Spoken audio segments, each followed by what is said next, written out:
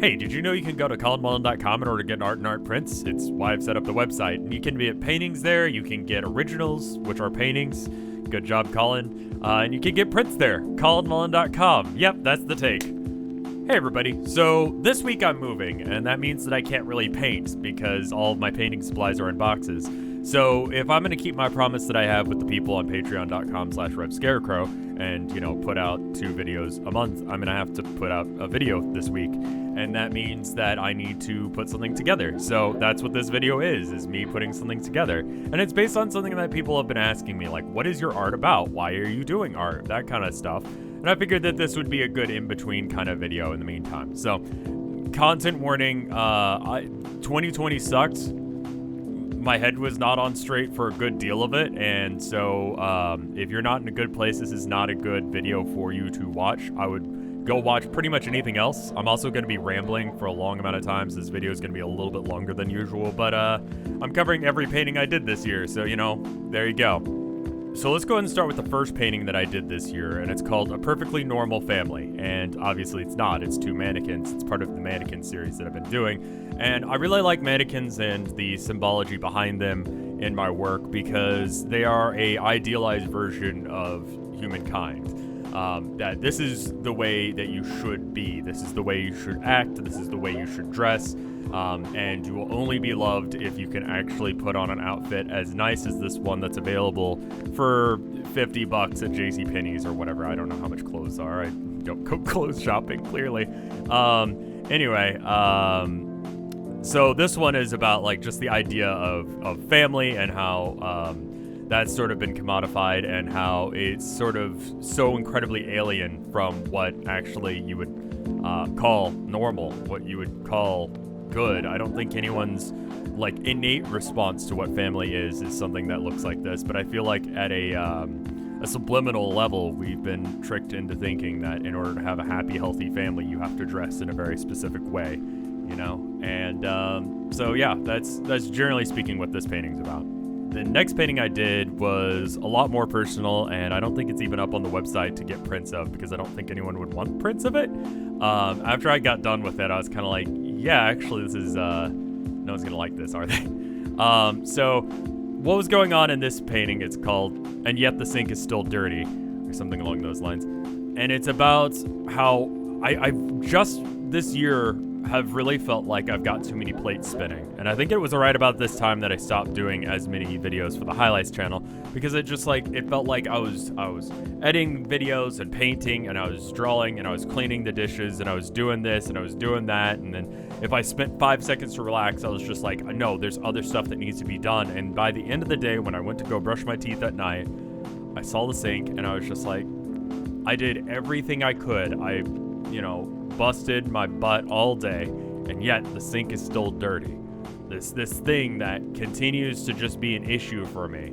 And it just sort of became a symbol of my failure to be able to do the things that I needed to do. Depression was really hitting hard in February, and just generally speaking this year. So this became a bit of a symbol of my ADHD and my depression. And so I decided I'd paint it.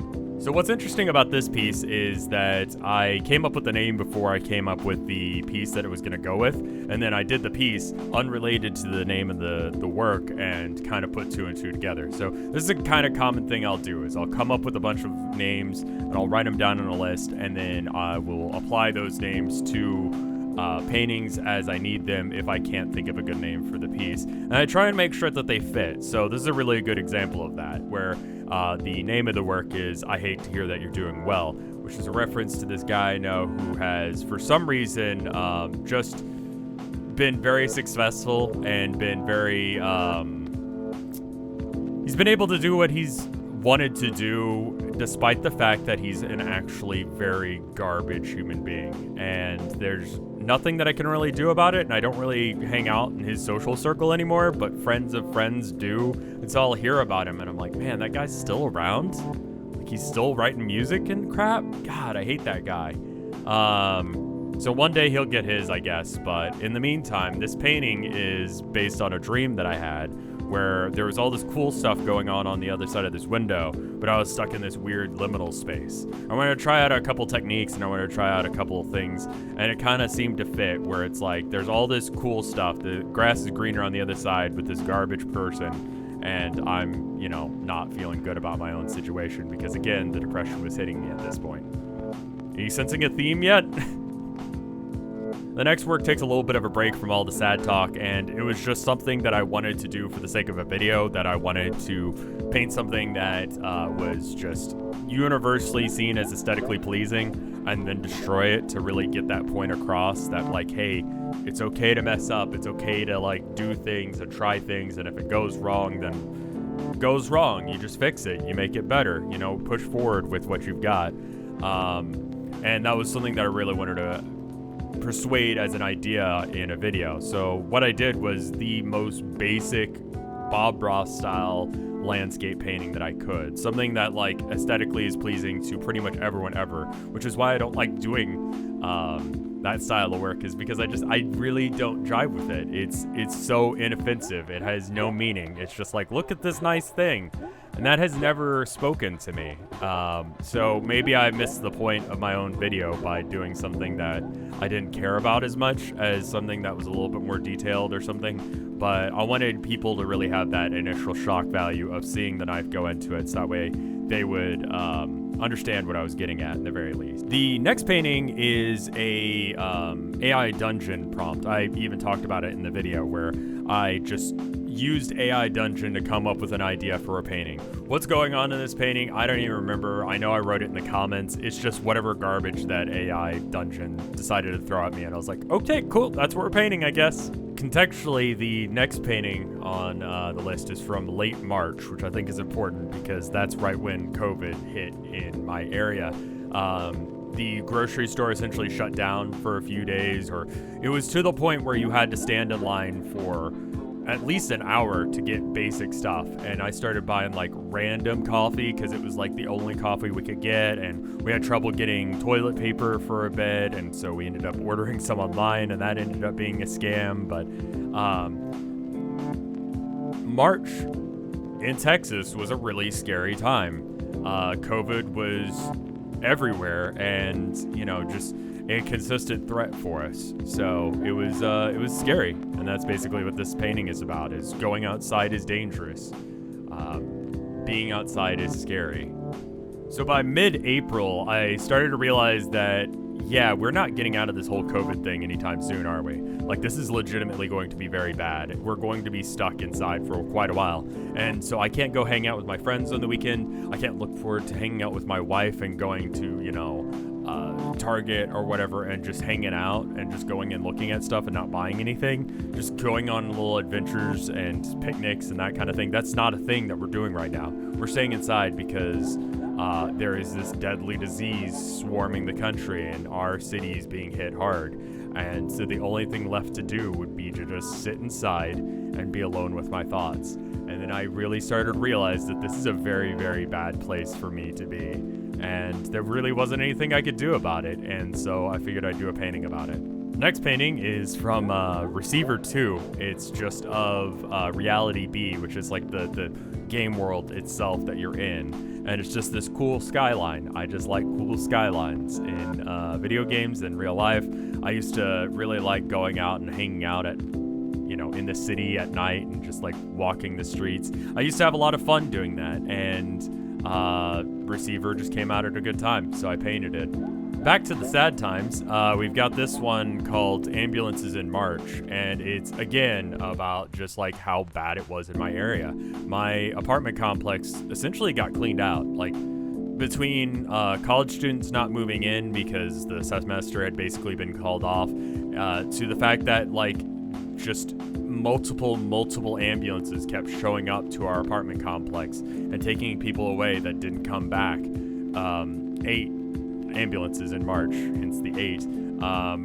It became very like dire. It was like, oh, this apartment complex is really quiet now, and that's really messed up the more I think about it. But yeah, so that's what this one's about. Just that existential dread again of the disease. The next painting is of My Summer Car. It's a great game. It is a game that is great for streaming because it's just like there are very straightforward set goals. We gotta go to the store today. We gotta fix the car up today. We need to make sure that we win the drag race, you know? You can do pretty much whatever you want. It's a sandbox, and it just gives you so much free time to talk about whatever's on your mind.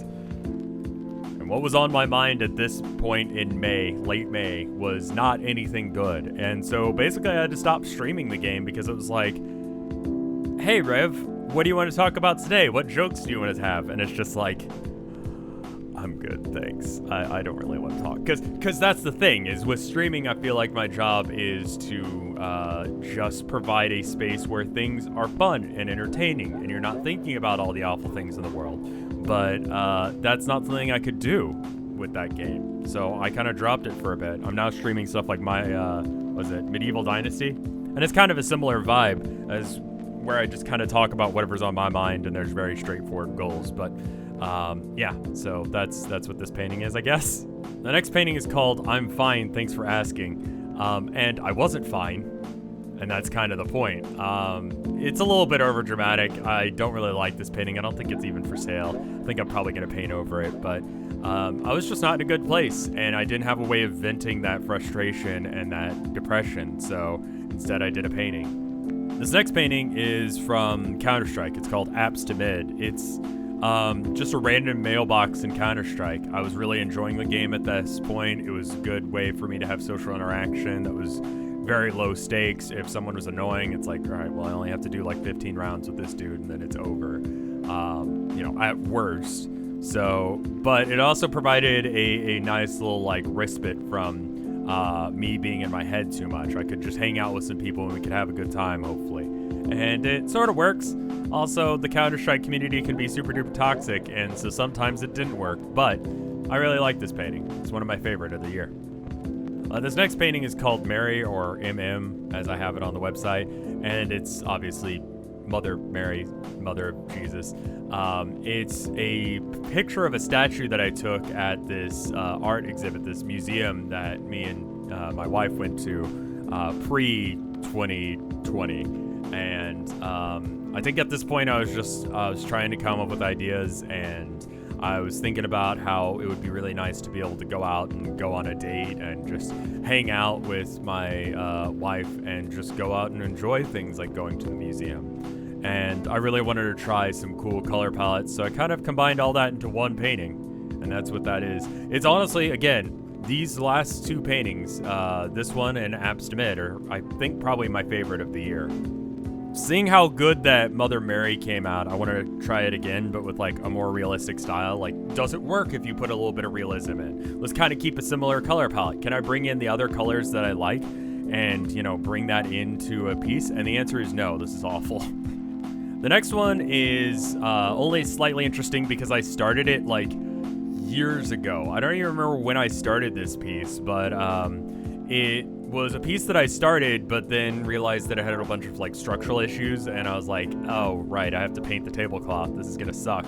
So instead of dealing with it, I just sort of put it on the shelf, and I was like, I'll get back to that. And then eventually I realized I was running out of canvases, so either I could paint over what was an okay start to a painting or continue the painting. And so I ended up doing it. I believe I got Dying Light from the devs or as a Twitch bounty. For some reason or other, I got it for free from them, sort of, kind of. I tried streaming it as part of the agreement, and it just would not stream. It's got some weird... it was trying to eat up too much processor, and this was before I understood how to divert some of that power to the graphics card. I don't know things. I don't know computers. But yeah, that's what this one was about. Just look at this nice little dinner table in Dying Light, a game about zombies. The next one is called Near Suicide, and it's a reference to a section in Counter-Strike Go in DE Dust 2. In Counter-Strike, there's a bunch of different callouts. You have stuff like mid doors, which is that brown door down at the bottom of this hill here. You've got the catwalk, which is that little area to the right. Suicide is an area on the map where if you are on the terrace side and you try and jump over where you start off, you can go through this little passageway, called suicide. And if you can make it, it's great.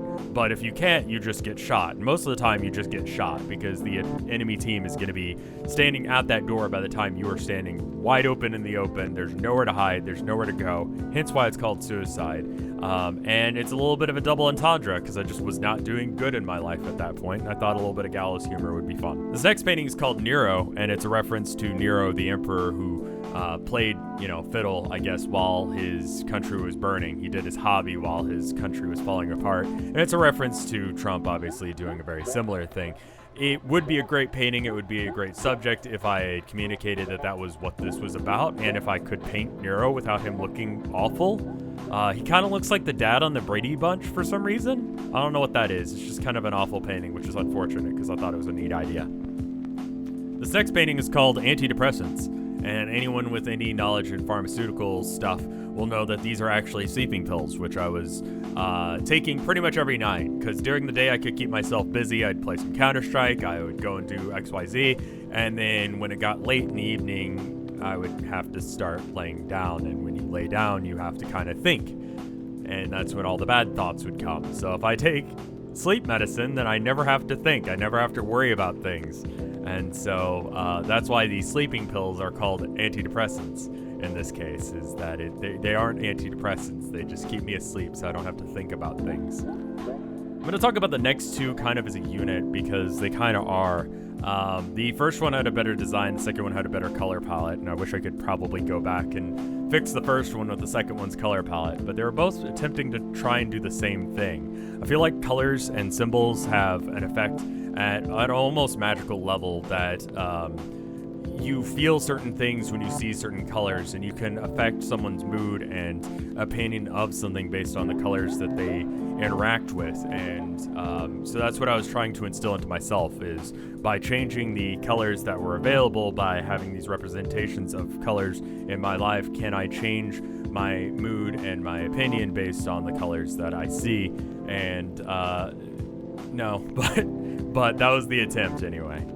The next one is yet another reference to, I guess, Counter-Strike in this case. There is a lighthouse in the sort of Battle Royale mode of Counter-Strike Go for whatever reason that I really like aesthetically, but I don't like any of the surrounding area, so I changed that completely and then changed up the color palette to be a real simple flat thing to see if I can do something with that. Does that work well? Mother Mary looked really good with only 3 colors. Can I make this look really good with like 4 colors? And the answer is sort of. And so I tried it again with the next one, and I tried to do it with paint. Like, will this work with paint as well? And it just ends up looking like stoner art.